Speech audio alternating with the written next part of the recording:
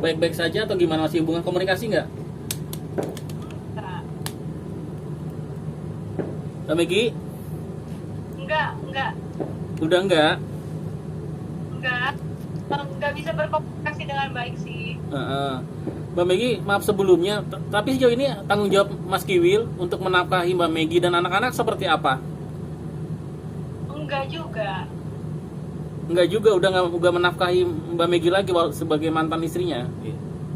Udah sejak ya udah lama lah dari sebelum cerai juga udah enggak. Komunikasi sendiri? Komunikasi tidak juga. Adakah dari Kak Megi sendiri untuk komunikasi, maksudnya ya say hello gitu, udah dicoba? Saya tidak blokir WA-nya dia, tapi saya juga udah coba SMS. Lanjut. Jalin aja, pegangin aja. Tatakannya aja. Ya lanjut Mbak Megi. Aku coba SMS tapi nggak dibalas ya, maksudnya untuk nitip Rifki gitu, karena aku dengar dari Rifki papanya nggak nengokin udah lama, udah gitu nggak ada komunikasi gitu. Terus udah gitu dari pihak sekolah juga nggak taunya ada beberapa kayak kelalaian gitu. Iya, katanya telat bayar sekolah, apa namanya, biaya sekolah telat atau gimana? Ya intinya nggak enak ya kalau ngomong kayak gitu ya, jadi kayak gimana gitu, kayaknya aku juga nggak enak gitu. Intinya lalai lah, ada kelalaian di sekolah yang harus akhirnya udah diselesaikan sama saya sama suami sih, sama suamiku. Oh, akhirnya Mbak Megi yang mengurusi untuk membayar sekolah anak. Iya. Nah, ini menurut Mbak Megi kenapa Mas Kiwil bisa telat membayar sekolah anak? Aku nggak tahu ya, makanya di sini jujur aku kecewa gitu. Karena kan dari aku gitu ya, kasihan gitu, dia butuh perhatian dia butuh perhatian dari aku dan dari papanya gitu. Tapi saya sih berharap Mas Kio tuh lebih bisa merhatiin Rifki, karena kan dia mau di Jakarta gitu ya, di Jawa lah itu. Kalau saya kan di seberang tahun nih Mas gitu. Jadi saya monitor Rifki, memberikan apa yang saya mampu gitu ya melalui ibu saya, karena kan Rifki tinggal sama neneknya. Terus saya juga menyelesaikan apa yang harusnya diselesaikan Mas Kio di sekolah Rifki gitu. Jadi emang dari awal kan aku bilang kalau asuh Rifki, karena itu tidak bisa pakai hitam di atas putih, karena itu anak itu sudah merdeka, ibarat kata itu anak sudah dewasa. Gitu, nggak bisa. Makanya harusnya sebagai orang tua nggak perlu lagi ada hitam di atas putih gitu loh. Mas Kio kan menuntut adanya dari dari pengadilan adanya hitam di atas putih itu nggak mungkin gitu, karena itu udah besar. Kalau masalah tanggung jawab di atas putih gitu.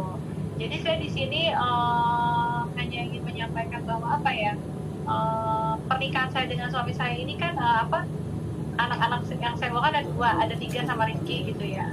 Artinya walaupun saya menikah dengan Pak Muhammad, tapi kan tanggung jawab seorang ayah kandung ini nggak boleh lepas kecuali meninggal gitu loh.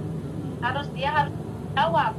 Walaupun saya sudah menikah lagi, maka suami saya baru ini seharusnya tidak punya kewajiban atas anak-anak saya gitu loh. Tapi kan karena kebaikan hatinya Bapak Muhammad gitu ya, jadi dia masih mau membiayai dan menyekolahkan anak-anak saya gitu. Adakah dari gitu dari anak sendiri gimana? Kakak Megi anak sendiri yang mempertanyakan nggak keadaan dari bapaknya Mas Kil ini? Saya sih dikasih tahu sama anak saya juga ya, sama anaknya. Pokoknya adalah yang ngasih tahu saya kalau Mas Kio tuh kena COVID kayak gitu. Tapi kan di luar daripada itu, karena COVID kan 1 bulan ya. Tapi kan bulan-bulan sebelumnya bagaimana gitu. Maksud saya gini loh, kita kan sebagai orang tua, kita harus bisa saling memaafkan apa yang terjadi kemarin, yang terjadi dulu di antara kita. Kalau Mas Kio masih bersikap seperti ini sama saya dan anak-anak, berarti Mas Kio nggak bisa move on. Berarti Mas Kiwil tidak tidak bisa legowo gitu menerima keberadaan mantan istrinya menikah lagi gitu. Maksudnya kita harus bisa berpikir secara positif gitu loh. Kita menggunakan iman Islam kita, menggunakan akhlak kita dengan baik untuk bisa mengambil keputusan gitu loh. Tidak bisa menjadikan anak korban dari perceraian kita gitu loh. Jadi harusnya tetap bisa bertanggung jawab anak-anak kepada anak-anak. Kita tetap bisa memberikan sayang gitu.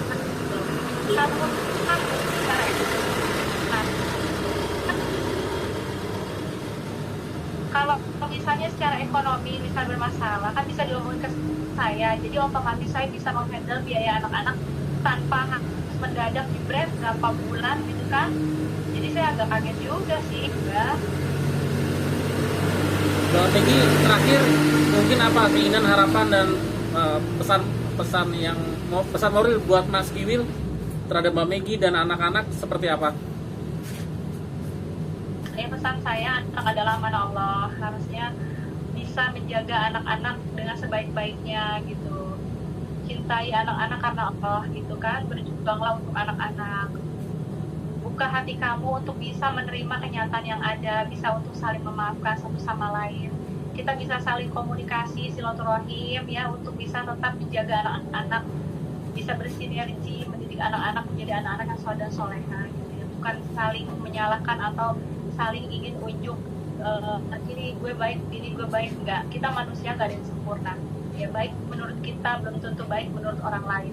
Jadi yang sejati yang bisa menilai kita baik atau buruk cuma Allah. Jadi aku di sini ingin menyampaikan, selama tidak ada membatasi Mas Kiwil untuk semua anak-anak, tidak. Aku dan suamiku di sini tidak ada membatasi. Anytime Mas Kiwil pas di Makassar mau datang pasti anak-anak silahkan. Mas Kiwil mau ajak jalan-jalan anak-anaknya silahkan.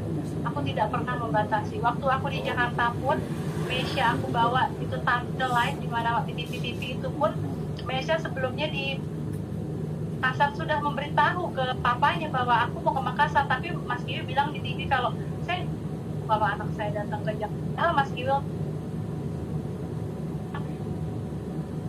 tampil di TV itu, Mas Kiwil ngomong sama Mesya by phone itu kan viral kan, ada di media online yang soal Mesya itu. Mesya ngeliatin saya terus karena saya minta saya sama Mesya. Mesya jujur, Mesya bicara sama papamu, Pak, itu kan tapi kan Mas Kiwil udah TV. Kalau Mesya tidak pernah hubungin dia, kalau dia tidak tahu kalau anaknya datang dari Makassar, padahal Mas Kiwil tahu. Mesya udah WA dan baca papanya, dan saya tahu itu. Disitulah saya memang saya salah ya, maksudnya saya berbicara bukan tepatnya itu live hanya untuk Mesya dan Kiwil, tapi saya bicara karena saya merasa Mesya, kebenaran itu harus ditegakkan secara jujur. Menangis kenapa? Menangis karena kenapa papaku begitu.